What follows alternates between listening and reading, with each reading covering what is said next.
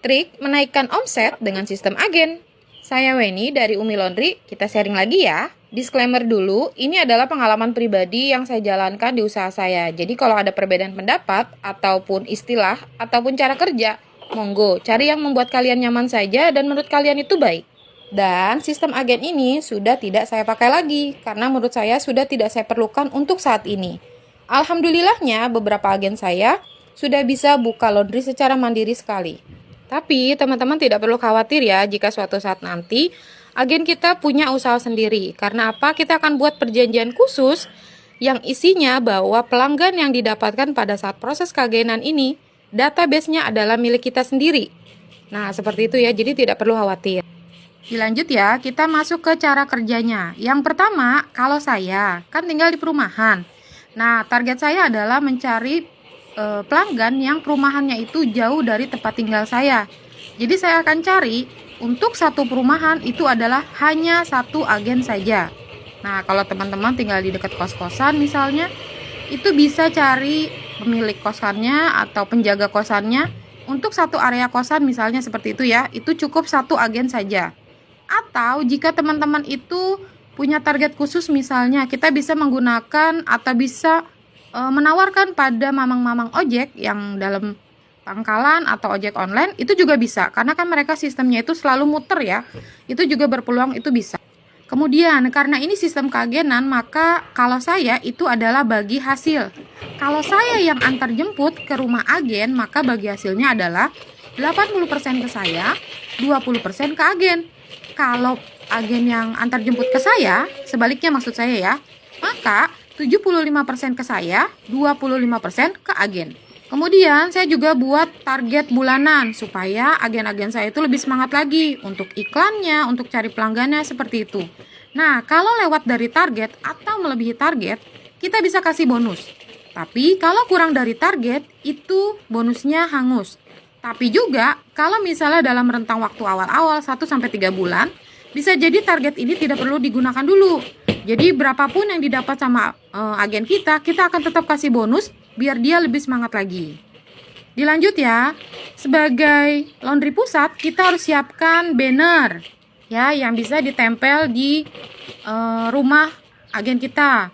Kemudian kita juga bisa siapkan daftar atau list harga supaya nanti kalau ada pelanggan yang datang ke rumah agen, mereka nggak perlu bingung dan agen kita juga nggak bingung buat ngejelasinnya.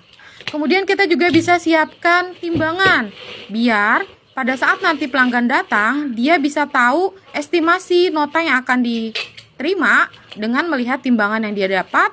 Kemudian dilihat lagi dari list harganya. Jangan lupa kalau kita punya promo-promo itu, kita juga bisa sharing ke agen kita. Tapi harus dipertimbangkan kembali untuk profitnya ya.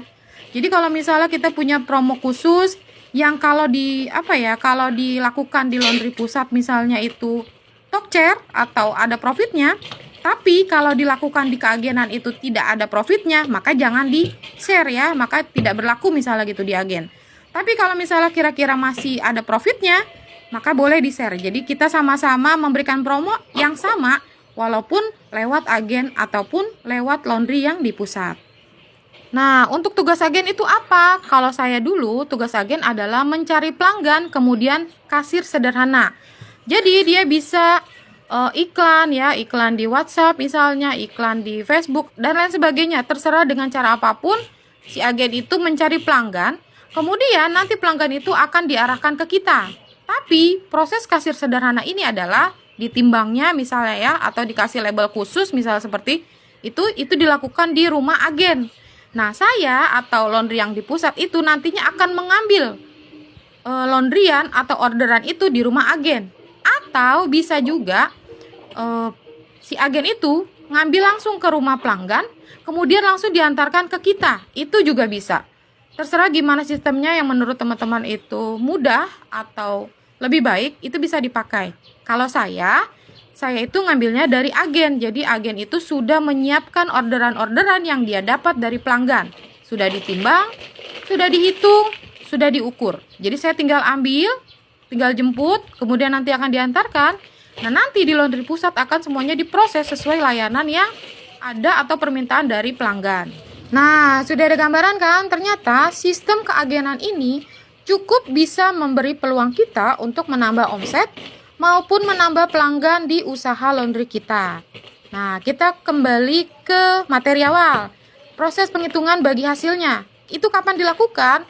Saya pribadi itu melakukannya pada akhir bulan. Jadi kita hitung omsetnya itu dari tanggal 1 sampai tanggal 30 atau 31. Jika ada yang belum selesai atau uangnya belum masuk, maka itu akan masuk ke bulan berikutnya. Tapi harus ditulis dengan benar ya, jangan sampai hilang catatannya. Nah, hasil perhitungan itu akan kita langsung bagi hasilnya. Misalnya 20/80 ataupun 25/75. Sekarang kita masuk ke catatan penting. Nah, ini pesan sedikit dari saya ya. Yang pertama, sistem ini perlu adanya evaluasi tiap bulan. Jadi kalau kira-kira agen kita ini tidak produktif ataupun tidak bisa memberikan kontribusi yang baik, itu bisa kita cut.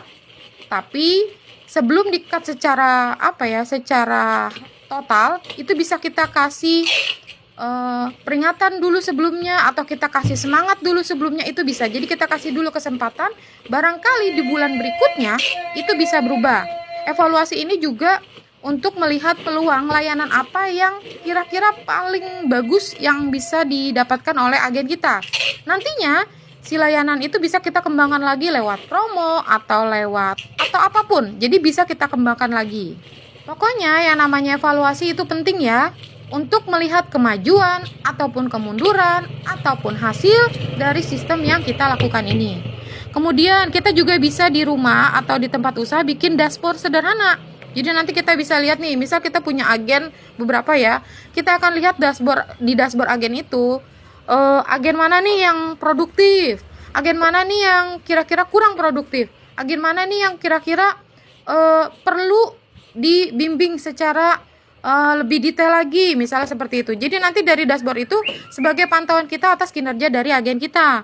Dilanjut, di dashboard itu juga ada yang namanya performa kita, yang isinya, maksud saya itu performa agen ya, yang isinya itu adalah jumlah orderannya, total berat yang didapat, total jumlah atau total ukuran dari karpet misalnya yang didapat oleh agen kita.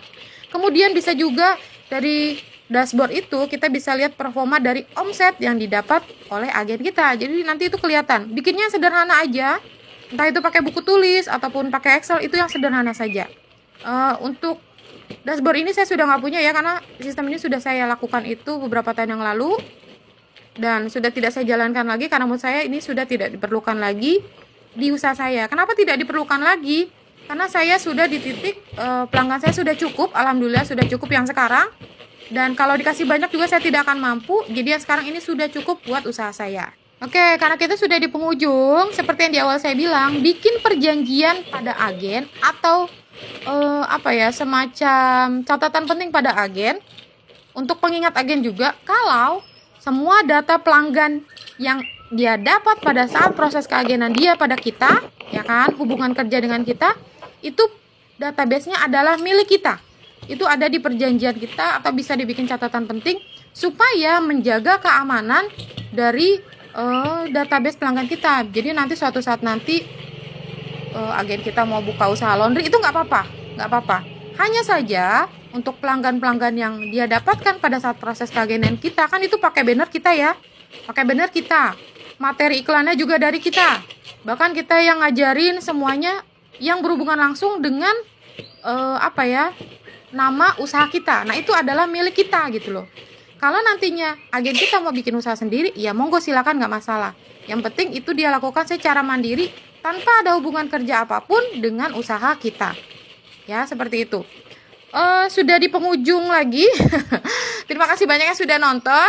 Ya, ditunggu video selanjutnya. Kalau bermanfaat boleh disimpan ataupun di-share. Kalau tidak bermanfaat, abaikan saja. Apalagi saya terlalu berisik misalnya seperti itu, abaikan saja.